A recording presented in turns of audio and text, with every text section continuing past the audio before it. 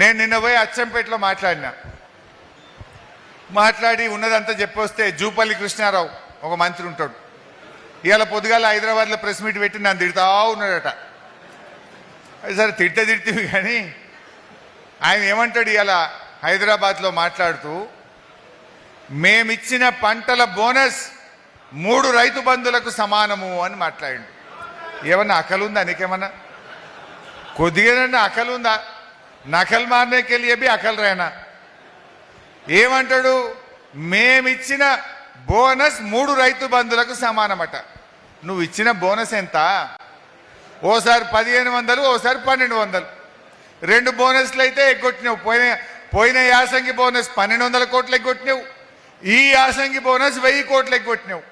అంత కొడితే నువ్వు బోనస్ మీద ఇచ్చింది 2500, 3000 కోట్లు.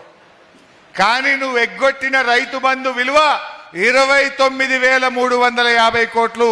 మిస్టర్ జూపల్లి తెలుసుకోలేక చర్చ పెడదామా? అసెంబ్లీ పెట్టి వచ్చి మాట్లాడతాం.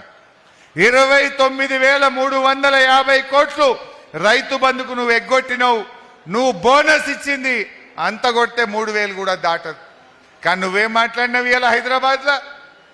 మేమిచ్చిన బోనస్ 3 రైతు బంధులకు సమానం అంటే తెలుగుక మాట్లాడుతున్నావా, తెలిసి మాట్లాడుతున్నావా, చిన్న మెదడేమన్నా చిట్లిపోయిందా? నాకైతే అర్థమైతలేదు. చూసి మాట్లాడు. ఏమనుకోవాలి ప్రజలు? కొద్దిగానే ఉండాలనా వద్దా? ఇలా అట్లనే పోలీసుల దౌర్జన్యం చాలా ఎక్కువైంది. ఎప్పుడన్నా మన కేసీఆర్ గారికి ఇట్లా చేసిండ్రా? మన ప్రభుత్వం ఉండగా కేసీఆర్ గారు మమ్మల్ని ఒకటే ఉరికిస్తుండే. మిషన్ భగీరథ నీళ్లు పోతున్నాయా లేవా చూడు, సీతారామ పనులు అవుతున్నాయా లేవా చూడండి, రైతు బంధు పడుతున్నదా లేదా చూడండి. పని పని పని తప్ప మనం ఎప్పుడు ప్రజల్ని ఇబ్బంది పెట్టాలి, ప్రతిపక్షాలను ఇబ్బంది పెట్టాలని మనం ఆలోచించలే. కానీ ఈ ప్రభుత్వం వచ్చినాక చాలా కేసులు పెట్టి వేధిస్తూ ఉన్నారు. మన అశ్వరావుపేటలో కూడా మన మల్లాయిగూడెం మాజీ సర్పంచ్ రాజశేఖర్ భూమిలో 2 సార్లు తోటలు నరికినారని మా దృష్టికి వచ్చింది. ప్రభుత్వం చర్యలు తీసుకుంటలేదు. అట్లనే చండ్రుగొండ మండలం మరి మా పోడెం రవి వెంకటేష్లను కూడా బాగా వేధిస్తున్నారని చెప్పి కార్యకర్తలు చెప్తా ఉన్నారు.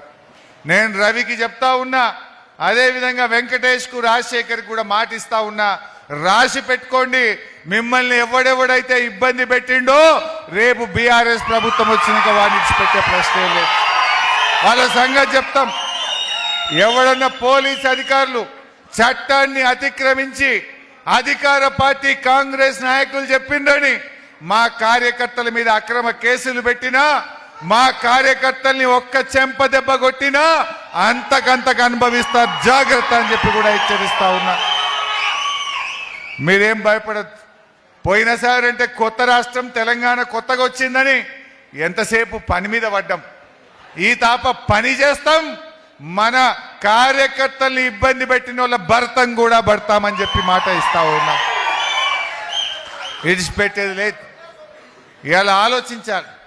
కార్యకర్తల్ని కూడా నేను కోరేది ఒక్కటే, మీకు అన్నీ తెలుసు కానీ ప్రతి ఊర్లో చర్చ పెట్టాలి.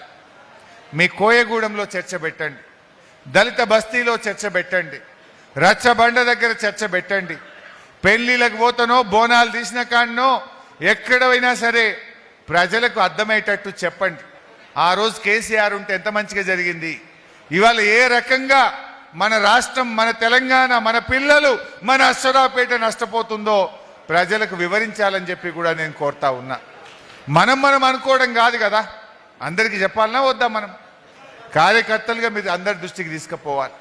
గ్యారెంటీ వస్తుంది గవర్నమెంట్, డౌట్ ఏం లేదు. కానీ అట్లని మనం ఏమర్పాటుగా ఉండొద్దు, కష్టపడాలి. 1 ఏడాది 2 నెలలు అయిపోయింది, కౌంట్ డౌన్ స్టార్ట్ అయింది. 2 ఏళ్ళ 7 నెలలు అయ్యే పీకింది. ఇక ఉన్నది 2. అయింది ఎక్కువ, ఉన్నది తక్కువ. అయింది ఎక్కువ, వీళ్ళ కాలం అయిపోయింది. ఇక ఉన్నది తక్కువనే. డేట్లు క్యాలెండర్ తిరుగుతూనే ఉంటుంది, ఆగుతుందా? మనం మంచిగా పనిచేయండి. మీరు ఇవాళ కరెంటు విషయంలో కానీ, రైతుల విషయంలో కానీ, దళితుల విషయంలో కానీ, గిరిజనుల విషయంలో కానీ, బీసీల విషయంలో కానీ, మన పిల్లల చదువుల విషయంలో, విద్యార్థుల విషయంలో ఎట్లెట్లా కాంగ్రెస్ మోసం చేస్తుందో మనం అందరికీ వివరించాలి. మంచిగా కలిసి పనిచేయండి. ఇలా గెలుపు ఓటములు కూడా ముఖ్యం కాదు. ఇలా బీఆర్ఎస్ పార్టీ మనం ఓడిపోవచ్చు. మనం ఇంట్లో కూర్చున్నాం ఓడిపోతే, వడ్లు కొనకపోతే ఈ గవర్నమెంట్ గల్లా పట్టుకొని నిలదీసినాం, మక్కలు కొనకపోతే ఈ గవర్నమెంట్ మెడలు వంచి రైతుల చేత మక్కలు కొనిపించే విధంగా మనం ప్రయత్నం చేసినాం. ఎక్కడ ప్రజలకు కష్టం వచ్చినా ప్రజల గొంతుకై బీఆర్ఎస్ పార్టీ పనిచేస్తుంది. ఖమ్మంలో వరదలు వస్తే బీఆర్ఎస్ పార్టీ వాళ్ళకు అండగా నిలబడ్డటువంటి పరిస్థితి. ఏ కష్టం వచ్చినా ప్రజల గొంతుకై మనం పోరాడుతూ ఉన్నాం. అందువల్ల బీఆర్ఎస్ అనేది ఒక కార్యకర్తగా అధికారంలో లేమని బాధపడొద్దు. అధికారంలో ఉన్నా ప్రతిపక్షంలో ఉన్నా మనం ప్రజల పక్షాన ఉన్నాం. ప్రజల కోసం మనం పనిచేస్తూ వచ్చినాం తప్ప మనం వేరే ఆలోచించడం లేదు. రేవంత్ రెడ్డి మొన్న అంటుండు, ఏ మలతాపకు బీఆర్ఎస్ వాళ్ళకి ప్రతిపక్ష హోదా కూడా రానియా అన్నాడు. నిజమే కదా, మలతాపకు మాకు ప్రతిపక్ష హోదా ఎందుకు వస్తుంది? పాలకపక్ష హోదా వస్తుంది. పాలకపక్ష హోదాలు ఉంటాం, మేము ప్రతిపక్షంలో ఎందుకుంటాం? మలతాపకు మీకు డిపాజిట్లు రావు, నీ పార్టీకి ప్రతిపక్ష హోదా రాదు, మేము పాలకపక్ష హోదాలో ఉంటాం. అందులో మనకు డౌట్ లేదు. కానీ ఇలా మహిళల్ని లక్షాధికారులు చేస్తా అన్నాడు. అయిందా? ఎవరన్నా కోటీశ్వర్లు అన్నాడు. ఇంకా లక్ష నేనంటున్నా, 1 కోటి మంది మహిళల్ని కోటీశ్వర్లు చేస్తా అన్నాడు. చేసిండా? ఎంతమందిని చేసిండు? ఇప్పుడు నువ్వు కోటీశ్వర్లు చేసిన సంగతి తర్వాత, ఇలా ప్రతి మహిళకు రేవంత్ రెడ్డి గారు ఇప్పుడు 31 నెలలు అయింది గవర్నమెంట్ వచ్చి. ఎంత బాకీ పడ్డట్టు? మనిషికి 75,000 రూపాయలు బాకీ పడ్డాడు. గా పైసలు మొదలై నువ్వే బాండ్ పేపర్ మీద రాసిచ్చినావు. నెలకు 2,500 మహాలక్ష్మి కింద ఇస్తా అని చెప్పినావు. 31 నెలలు అయింది. మరి మనిషికి 75,000 ఇవ్వాలన్నా వద్దా? మరి కోటీశ్వర్ల సంగతి తర్వాత ముందైతే లక్షాధికారులను చేయి, గా ₹1,00,000. మరి పైసలు లేవా? పైసలు ఉన్నాయి. రేవంత్ రెడ్డి అబద్ధాలు ఆడుతున్నాడు. ఏమనంటే నన్ను కోసుక తిన్నా పైసలు లేవు, నా దగ్గర పైసలు ఎక్కడున్నాయి అంటుండు. కమిషన్లు వచ్చే కాడ పైసలు ఉన్నాయి, అక్క చెల్లెళ్ళకి ఇవ్వమంటే పైసలు లేవు. అవ్వాతాతలకు 4,000 ఇవ్వమంటే పైసలు లేవు. అవ్వాతాతలకు ఇస్తే కమిషన్ రాదు, అక్క చెల్లెళ్ళకి ఇస్తే కమిషన్ రాదు. అందుకోసం పైసలు లేవు. ఈయన ఇప్పుడు జూబ్లీ హిల్స్లో 100 కోట్ల రూపాయలతో కొత్త క్యాంప్ ఆఫీస్ కట్టిండు. ఉన్న క్యాంప్ ఆఫీస్ చాలదట, అక్కడ సెక్రటరియట్ ఉన్నది, కమాండ్ కంట్రోల్ రూమ్ ఉన్నది. దూరం అవుతుందని ఇంటి పక్క పొంట మళ్ళీ 100 కోట్లతో క్యాంప్ ఆఫీస్ కట్టిండు. అప్పుడేం డైలాగ్ కొట్టిండు, ఇనుప కంచెలు బద్దలు కొడుతున్నా ముఖ్యమంత్రి రోజు పబ్లిక్ని కలుతాడు అన్నాడు. కలిసిండా? ఎప్పుడన్నా ఒక్కనాడన్నా?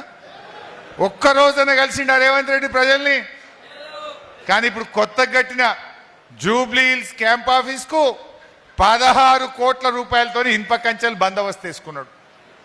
ఇనుప కంచెలకు కాంపౌండ్ వాల్కు 16 కోట్ల రూపాయలు పెట్టి వేయించుకున్నాడు రేవంత్ రెడ్డి.